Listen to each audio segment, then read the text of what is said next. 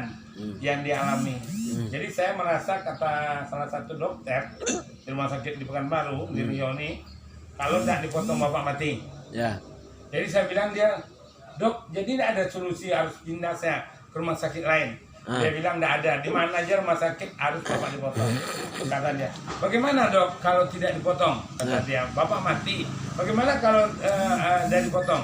Itu rahasia Allah, saya tidak tahu. Kata. Kok tahu saya, dokter, saya dipotong, tidak potong mati? Itu kerjaan saya, kata dokter tersebut.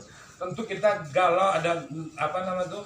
Ada juga was-was hati itu, rasa tidak enak, dan rasa ada takut karena kita belum banyak tabungan akhirat kita merasakan. Jadi kalau bisa kita minta umur panjang, bisa kita bertobat atau segala macam. Tapi akhirnya saya minta pulang, saya dirawat di rumah sakit, salah satu lagi rumah sakitnya ada di Pekanbaru. Tahu-tahu hampir sehat karena biaya tinggi, tidak BPJS. Akhirnya keluarga suruh minta pulang, dirawat rumah, dirawat menjadi pula lagi, ada di Bekam, ada dokter spesial penyakit dalam sama apa namanya ini herbal, Cina, dia obat sama tapi lama sama menjadi, tahu-tahu dibawalah rumah sakit lagi kembali. Itulah dia bilang tadi itu hari Rabunya berangkat cari pesawat Lamindo, Amindo yang pesawat tuh. Itu kan cerita yang bapak ngerasain tuh, apa aja yang dialami. Jadi kira-kira dari begitu banyaknya yang udah bapak alami, pengalaman sampai akhirnya udah diamputasi 2 gini, kira-kira apa yang bisa disampaikan kepada orang-orang yang gaya hidupnya berpotensi untuk gula? Apa yang perlu dihindari, apa yang perlu mereka lakukan, dan apa yang bapak sekarang sesali tentang gaya hidup, apa pola makan bapak dulu sebelum seperti ini? Semenjak saya kenal, saya dipotong kaki. Dia amputasi, jangan potong. Amputasi, dipotong amputasi sama. Iya, tapi kan lebih enak dengar amputasi daripada dipotong. Semenjak saya diamputasi, saya pulang dari itu, saya disampaikan oleh dokter yang utama jaga pola makan. Sudah itu 2, selalu mendekatkan diri kepada yang kuasa. Ketiga, kita selalu semangat. Seakan-akan tidak jadi beban bagi kita penyakit yang kita alami. Jadi kita harus selalu enjoy dan kita semangat, dan selalu itu tadi ya banyak-banyak berdoa, berzikir, kita salawat kita kepada yang satu. Jadi setelah pola makan sekali. Jadi saya makannya sedikit sekali, tapi dibantu saya makan tomat. Sudah tuh kalau lauknya paling-paling terung, cabai sedikit. Sudah tuh nanti tambah lagi sama bawang putih. Bawang putih agak 3, kadang-kadang sekali 2 hari, kadang-kadang sekali 3 hari, tapi tomat rutin 2, paling sedikit 1 hari. Jadi makan tidak banyak. Jadi makan tidak banyak, saya pun heran, kenapa saya gemuk dok? Ya bapak tidak ada olahraga katanya. Jadi bapak tidak ada olahraga, jadi itulah larinya utama kepada perut bapak, kata dia. Berarti intinya jaga pola makan, mendekatkan diri pada yang kuasa. Yang ketiga tadi apa? Semangat. Setiap orang kan punya cara yang berbeda, bagaimana dia menyemangatkan dirinya. Kalau bapak pribadi, bagaimana cara bapak tetap menjaga semangat itu selalu ada sama bapak? Saya selalu merasakan ada rasanya kalau orang mengatakan Pak bapak ini menggugurkan dosa Pak. Ada yang bilang itu adalah Pak imbalannya surga. Ada yang bilang mungkin dosa bapak tapi dia tidak langsung kepada saya.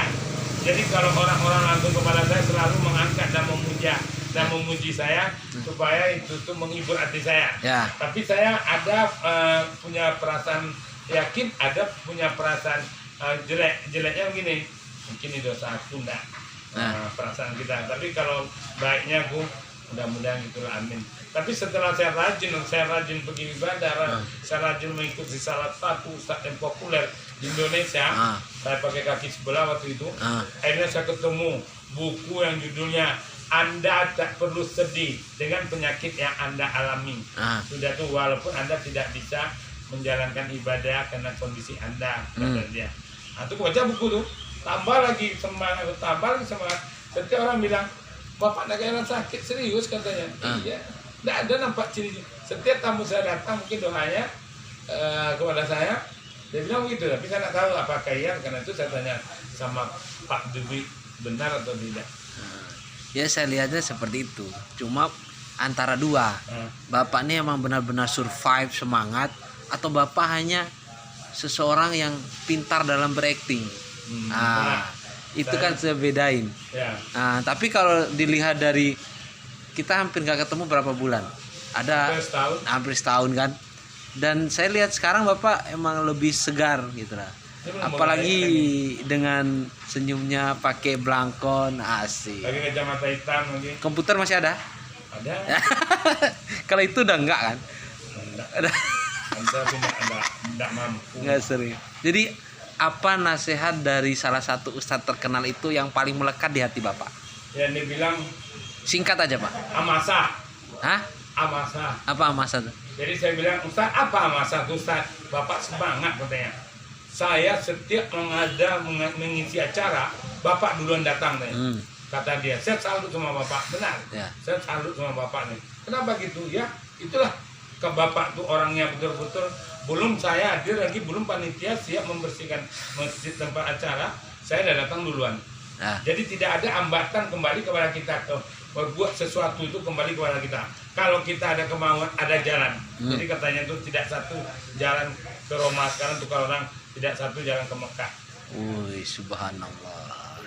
Iya. Ada satu pertanyaan yang belum saya dapat jawaban yang kira-kira sesuai harapan saya, Pak. Kira-kira kalau dilihat gimana ya cara ngomongnya, penyesalan atau sesuatu yang disayangkan kalau ada di saat dulu itu dan bapak akhirnya jadi seperti ini, apa? Waktu itu saya tidak banyak dapat informasi. Namun setelah kaki saya tidak punya, banyak informasi dari orang, katanya ada obatnya dari ini, ada dari ini, ada dari ini. Itu kan setelah ini Pak, setelah terjadinya bapak keluhan, adanya infeksi dan lain-lain. Ya. Saya mau lebih ke belakang lagi. Kira-kira di kebiasaan yang mana, di pola yang seperti apa yang kira-kira membuat bapak, oh saya nyesal ya dulu saya suka makan nggak beraturan, atau saya suka kerja terlalu berlebihan, nggak menikmati, atau seperti itu loh maksud saya. Kira-kira apa yang bapak sayangkan atau bapak sesalkan? Kalau bisa diulang lagi, bapak harusnya ngapain gitu? Harusnya tidak melakukan ini, atau harusnya saya lebih rajin olahraga atau apa gitu? Apa Pak? Saya yang mungkin ada sedikit penyesalan.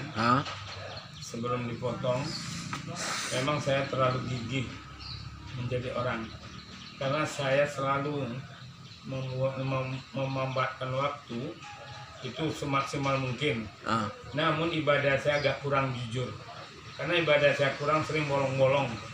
Jadi saya tidak mungkin kurangnya bersyukur kepada yang satu, karena saya memang ada sholat, ada puasa, ada segala macam, tapi seakan-akan saya anggap tidak serius, anggap gitu. Jadi sering terabaikan.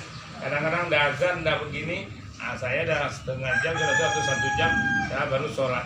Sudah tuh doanya sedikit aja. Kalau sekarang semenjak saya begini, saya sangat bersyukur juga kepada Allah. Ujian yang diberi, Dia sayang kepada saya udah selalu lebih banyak berzikir, berdoa, tengah malam, sholat malam, segala macam saya lakukan. Jadi waktu saya itu lebih efisien daripada yang pertama. Tapi saya mencontohkan kepada kawan-kawan yang belum kena penyakit atau gimana. Pertama, jagalah makan. Kedua, ingatlah selalu Sang Pencipta. 2 poin itu ya, luar biasa Pak. Di obrolan santai kita di pinggir jalan ini banyak hal-hal yang bisa kita petik. Semoga yang nonton ya bisa mengambil hikmahnya lah seperti apa. Dan satu poin yang menjadi pelajaran saya sendiri, bahwa dari kondisi seperti ini pun Bapak masih merasakan suatu nikmat syukur, hikmah. Mungkin Bapak dengan seperti ini bisa lebih mendekatkan lagi kan. Mungkin nanti ke depannya dengan melihat Bapak seperti ini, orang-orang di luar sana tidak harus menunggu seperti Bapak, di dalam keadaan sehat dan lain-lain bisa langsung ibaratnya tergerak hatinya untuk lebih memaksimalkan menggunakan waktu yang sebaik-baiknya, kan itu ya. Pokoknya intinya Bapak terus aja latihan, semangat latihan. Bapak survive udah berapa tahun Pak? 13 tahun 13 tahun. 13 tahun Bapak survive dengan diabetes. Bapak udah sampai ke suntik insulin pernah Pak ya? Enggak. Oh enggak ya? Hebat lagi. Bapak udah sampai ke Malaka, udah pindah kemana-mana. Dan hebat lah, banyak belajar dari ini. Oke, sip, terima kasih.